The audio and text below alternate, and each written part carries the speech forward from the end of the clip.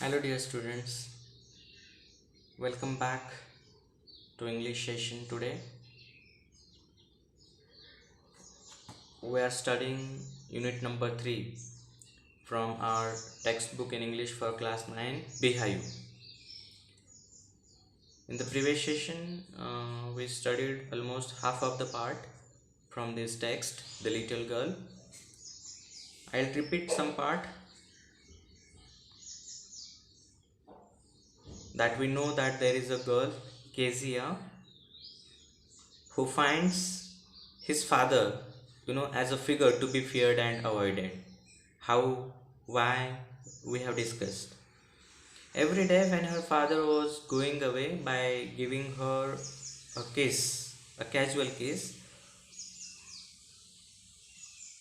she used to respond her with goodbye father, and then as he was going far away from her, she used to feel a glad sense of relief. You know why? I won't go much in depth of that now. And his father, used to ask her for tea. Even he used to shout loudly being at home after coming back from his work, asking for tea, asking for newspaper, asking the little girl Kezia about if she had been good girl throughout the day. And she used to stutter while speaking with her father, and then he used to say that she should be consulted with the doctor. And again, she was more afraid of her father. Then the daily routine has been given, especially on Sundays, that father had no work on Sundays, so he used to be at home lying on sofa, keeping a cushion below his feet and keeping handkerchief on his face, sleeping soundly and snoring. And mother used to spend her time reading books or the newspapers. And grandmother used to send Kezia on every Sunday afternoons to her mother and father for some nice talk. But they didn't have, because mother was busy in reading and father sleeping. Then she used to wait for her father to get up. Then father, when woke up, asked her about the time and used to shout again, "Don't stare so, Kezia, you look like a little brown owl." And this way and these things made her feel fear and make her avoid her father all the time. One day, Kezia did not go to her school and was kept indoors with a cold. That time, grandmother remembered that there was his son's birthday the next week. Means whose birthday? Kezia's father's birthday was there the following week, the next week. And so, grandmother suggested Kezia that she should make him a pin cushion for a gift out of a beautiful piece of yellow silk. And she liked that idea well, and she decided that she should make such a pin cushion out of a beautiful piece of yellow silk. Then laboriously with a double cotton, Kezia stitched three of the sides of the pin cushion, and finally wanted some stuff to be put in. Found nothing, looked for grandmother, but she was there in the garden and she did not wait for her to come in. And finally searched here and there, went in her parents' bedroom and saw some papers lying there, and tore those papers into a tiny pieces and put that all stuff in the cushion and stitched the fourth side also, the fourth corner also of the pin cushion. She must be very happy because she was ready with her birthday present for her father. But something went wrong. And what was it? That the same night, that day night only, father realized that his important papers, that was the great speech for the port authority, had been lost. He searched here and there, asked the servants, everybody, asked question, and finally they remembered Kezia. Then mother went to her and asked for something if she had come across in their bedroom. And Kezia happily said, yes, I tore those papers and put them for the surprise. We know the surprise, but neither her mother nor her father was knowing that. And finally, she was taken before her father. Father got very much angry, and yesterday, at last, we understood that father said that he was going to beat her. Then, did he really beat her or excused? That was what we are going to know in this session. So, let's see then. On page number 35, I'm going to beat you for this, he said. Oh, no, no, she screamed, hiding under the bedclothes. And being a small little girl, she's trying to hide herself under the clothes, going in the bedroom. But father could easily, pull out or pull aside those clothes. He pulled them aside. Sit up, he ordered, and hold out your hands. You must be taught once and for all not to touch what does not belong to you. And being so angry, he's saying, you should be taught a lesson. How dare you touch my important papers? It was my important speech that I had prepared for the port authority. You can now imagine your father angry and shouting at her, holding her hands and asking her to put hands before him so that he could beat her with a ruler. We had already studied that he came into the room with a ruler in his hands. And there the girl is trying to say something, but it was for your birthday. It was for your birthday. She's trying to say the fact and what she had used it for. But do you think father was in the mood to listen to her? No. Do you think her grandmother could help her there? No, because father was very much angry. And already she was also knowing the fact that nobody was there now to help her. And finally she held out her hands and father beat her like a drum on her hand, saying that she must be taught a lesson that she should not touch the things that are not or what does not belong to her. And this way down came the ruler on her little pink palms. And her pink palms, being the little girl, how innocent she is, and how tender, delicate her hands are, that we can understand with this description, that little pink palms. And there came down the ruler. Miss Father beat her.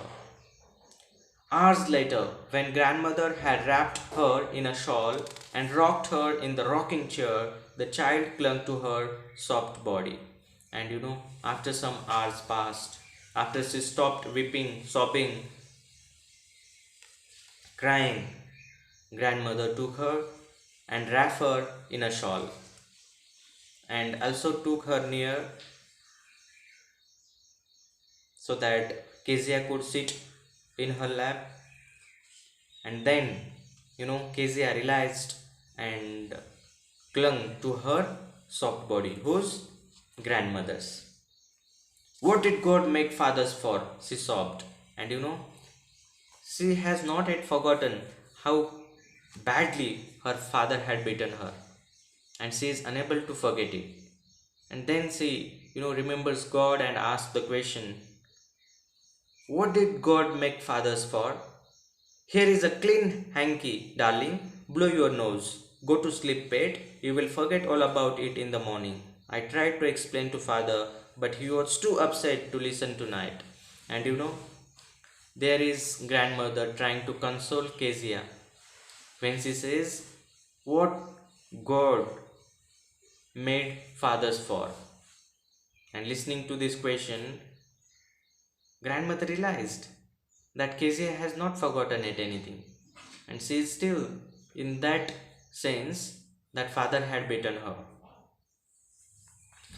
Then trying to console, Kezia, her grandmother says, "Here is a clean hanky, darling, blow your nose. Go to sleep, pet. You will forget all about it in the morning." I tried to explain to father, but he was too upset to listen tonight. And grandmother must have tried to tell her son, means Kezia's father, the fact. And the fact, we know that Kezia had torn those papers into tiny pieces and had put that all stuff in the pin cushion. But it was just a surprise for her father only, Kezia's father only. But father was not in the mood to listen, and he was very upset himself, and so did not want to listen anybody anything. And she also says that Kezia may forget everything about this the next morning. But the child never forgot. Next time she saw him, she quickly put both hands behind her back and a red color flew into her cheeks. And people think that the children may forget, but they never forget. They remember these things forever. And that only happened with Kezia. She did not forget the next day also, the following morning also. And when she came across her father again, she held her hands back. And the fear and the red color flew over her face. Means she was frightened. And somehow she managed keeping her hands back. She is still afraid if the father comes and asks for holding her hands before him, and he will again beat her with the stick, with the ruler. And so, not being able to forget it, she is trying to avoid him and is much feared for her father. The McDonalds lived next door. They had 5 children. Now, this is another part of the story. This is all about Kezia and her family. Now, let's try to understand some things about her neighbor. And who is neighbor? The McDonalds. Dear students, you know that before pronoun, article is not used, but here it is used. And McDonald has been made plural by suffixing yes. You know, there is a particular reason. Here the McDonald doesn't refer to the particular person only. The McDonald's means the family has been explained. It is all about the people in their family. Mr. McDonald, Mrs. McDonald, their children, you know, and all of them all together have been referred, and so article the has been used and McDonald is given here in plural. Understood? This is a grammar part about the articles. Definite article, the, indefinite article, o and we have learned. But here this is something, an exceptional cases about using the articles. I hope you have understood. The McDonalds lived next door. They are neighbors. They had 5 children. Looking through a gap in the fence, the little girl saw them playing tag in the evening. Tag, a children's game of catching one another. The father with the baby, Mao, on his shoulders, 2 little girls hanging onto his coat pockets, ran around and round the flower beds, shaking with laughter. Once she saw the boys turn the hose on him, and he tried to catch them laughing all the time. And you understood now the family of Kezia, how her father is, how her grandmother is, how her mother is, and how the case, how the feelings of Kezia have been explained here. But now another family just next to the door, their neighbor, MacDonald family. How happily they are living all together. father, after coming home, plays with their 5-year-old children. And there Kezia always observes that how Mr. MacDonald plays with his 5 of the children, and how her own father even doesn't speak well, and it must be making her disappointed. So how Mr. MacDonald plays with his children, that has been mentioned. They play tag. You know, it is a children's game of catching one another, and that way Mr. MacDonald is playing with his 5 of children. One of them, the youngest one, Mao, he is or she is, don't know, is there on his shoulder, on Mr. MacDonald's shoulder. Two little girls hanging on to his coat pockets. You know, two are there to his coat pockets, hanging. You know how you can imagine now, one on his shoulder, two on two hangings from both the sides to the coat pocket, and they are all running round and round the flower beds. And there Kezia could see that and observed, she witnessed how happily, merrily they are all playing and enjoying their life and spending time, shaking with laughter. And you know, they are all laughing because they are all playing, making fun, and that way, you know, one of them is on shoulder, two of them hanging to the coat pockets, and two must be running around, and they are all shaking with laughter. Once he saw the boys turn the hose on him, and he tried to catch them laughing all the time, and this way they are all enjoying. Then it was, she decided there were different sorts of father, and then she realized that time that all fathers are not of one kind. Mr. MacDonald is a very funny person who spends time with his children, enjoys a lot, and makes the children laugh all the time. But here in her family, what Kezia feels, that her father is like a giant who always shouts at her, and finally he beats her even for what? That she had made a birthday present for her, and he doesn't listen to her at all. Then the turning point, one incident happened in their family that made Kezia understand her father. As we know, in the introduction of this text, we have studied. What was it? How it happened? What was the background? Let's see. Suddenly, one day, mother became ill, and she and grandmother went to hospital. And you know, father had gone out for work. Mother and grandmother went in hospital because Kezia's mother did not feel well. Then what happened? The little girl was left alone in the house with Alice, the cook. That was all right in the daytime. But while Alice was putting her to bed, she grew suddenly afraid. And you know, that day, when mother was hospitalized and grandmother was with her, she was all alone with the cook Alice at her home. Daytime passed well, but in the evening or at night, when Alice, the cook, put Kezia to bed, she was little afraid. She was habitual of sleeping with mother or grandmother. It was the first time that she was all alone and there was nobody, and so she was afraid. That was the only reason that she was alone, or some other? That, you know, she grew suddenly afraid. Was she afraid of her father? Because father must have come by that time back to home from his work. What will I do if I have a nightmare? You know, this was the thing that made her more afraid. And what was it? Nightmare, a bad dream that she often had. She asked, I often have nightmares and then Granny takes me into her bed. I can't stay in the dark. It all gets whispery.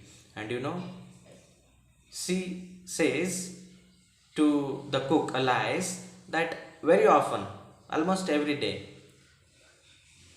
she has nightmares. And whenever she has a nightmare, she can easily go to grandmother. And grandmother always takes her into her bed and she feels comfortable with grandmother. And she also adds that she can't stay in the dark at all because there she finds something whispery. Whispery means she finds that there may be a ghost or something. It was her imagination, and that made her more afraid. Then, do you think she could sleep that night? Or her father helped her as grandmother used to take her in bed? Did father did so? Was Kezia able to go and sleep with her father? These are the questions now. And here we are with the answers. You just go to sleep, child, said Alice, pulling off her socks. And don't you scream and wake your poor pa. And she also warned her, who? The cook, Alice, that you just go to bed now, don't worry. Your father is there. She is also trying to threaten and create some more fear, saying that father is there and you don't scream at all, even if there is a nightmare. You sleep quietly and otherwise father will get up. Soja, soja, ये आएगा वो आएगा. Mothers used to say na, in Sholay movie we have seen 40 माइलों तक जब कोई बच्चा रात को सोता नहीं है तब माँ कहती है सो जा, सो जा नहीं तो गब्बर आएगा. Like that, this cook Alice is trying to put her into bed and asking her to sleep and not to awake, not to scream, because father is there, your poor pa, not to wake up, your poor pa. But the same old nightmare came. The butcher with a knife and a rope, who came nearer and nearer, smiling that dreadful smile, while she could not move, could only stand still, crying out, Grandma, Grandma! She woke shivering to see father beside her, a candle in his hand. And the same nightmare came. And what was it? The butcher with a knife, the person who kills the animals, no? Butcher. A knife and a rope, Yamraj, you can imagine, on a black buffalo with some horns on his head, big mustache, some bead garlands on the chest, a big knife in his hand, smiling, ha ha ha, that dreadful smile, and coming nearer and nearer. And there Kezia can't even move, just stand, still only, not at all being able to move, and now crying out loudly, Grandma, Grandma! You can now imagine how the child could, shout and ask for help from her grandmother. And after she woke, shivering, oh, oh, oh, oh, like that, even not able to speak. And there she saw that father was there just beside her bed, and in his hand there was a candle. Because after she started screaming, because she had a nightmare, father got up and came nearer there with a candle in his hand. What's the matter? He said. Oh, a butcher, a knife, I want Granny.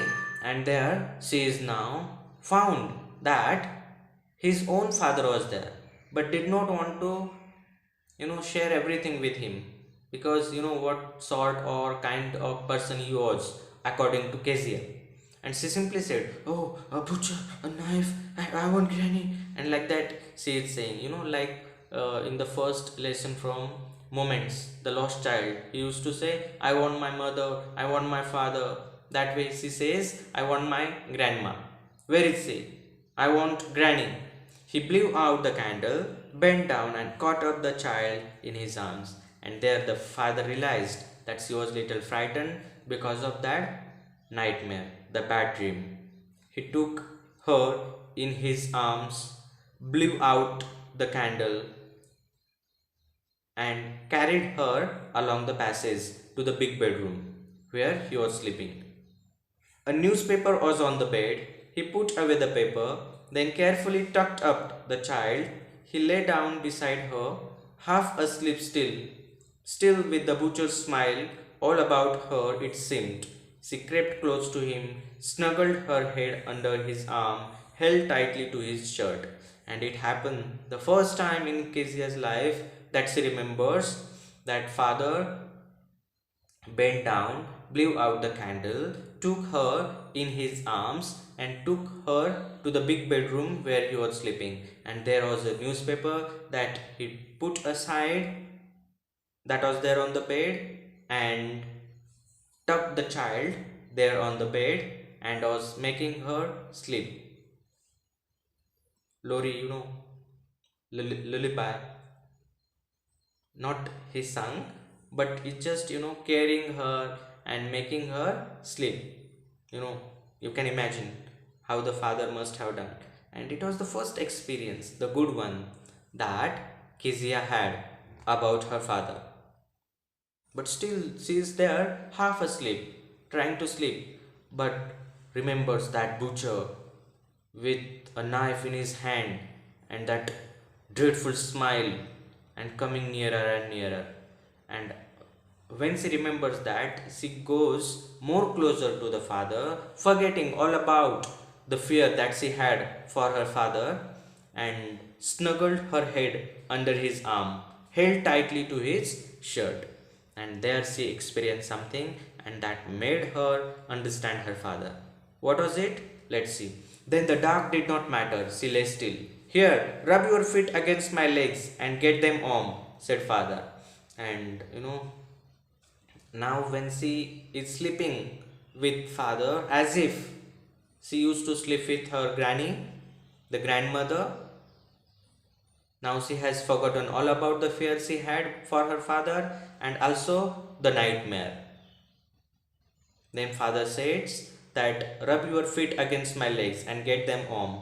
You know, when we rub our feet with each other, they get little warm because it was cold. Tired out, he slept before the little girl. A funny feeling came over her. Poor father, not so big after all, and with no one to look after him. He was harder than grandmother, but it was a nice hardness. And every day he had to work and was too tired to be a Mr. MacDonald. She had torn up all his beautiful writing. She stirred suddenly and sighed. And father was trying to make her sleep, but she did not sleep. Rather, father slept because he was tired working for a day. But she couldn't sleep, and she's quietly just pretending that she's sleeping, but remembering the past. She had thought her father like a giant, but she realized today that he is not a giant. He is not as big as the giant. Then she tried to compare him with her grandmother. That grandmother was little softer, but he is little harder. But that hardness is good, she says. Then she remembers that how he works hard for her, all the family members, but there is no one to look after him. There is mother, grandmother looking after Kezia, but there is no one looking after her father. She remembers, she realizes, and she says, working throughout the day, he can't be Mr. MacDonald. It's very difficult for him because he works hard throughout the day and comes back. He needs some relaxation. He can't spend much time with Kezia like Mr. MacDonald did with his children. His job profile must be different from Kezia's father. And there, remembering these things, She sighed. It was a sigh of relief because she had understood her father the first time. And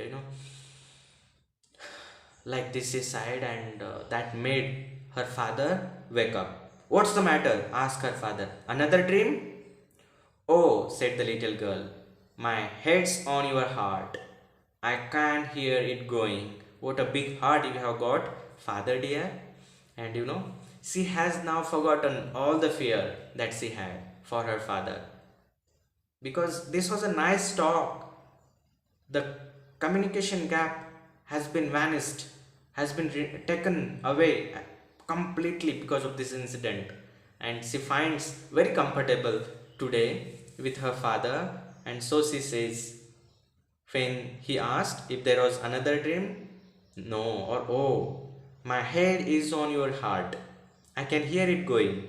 What a big heart you have got, father dear. And that way she says, very happily, frankly, she is sharing the fact with him, putting her head on his heart, saying that she could hear it going, and what a big heart you have got, father dear. Means how good, how kind you are, my dear father. That's what Kezia wanted to say. This is the text, The Little Girl, we have learned all about, and the author is Katherine Mansfield. I hope you have understood it all well, and if there are any queries, you please put in the live chat. I am available there. So that's it for today. Thank you so much. Have a good day ahead. Bye. Take care.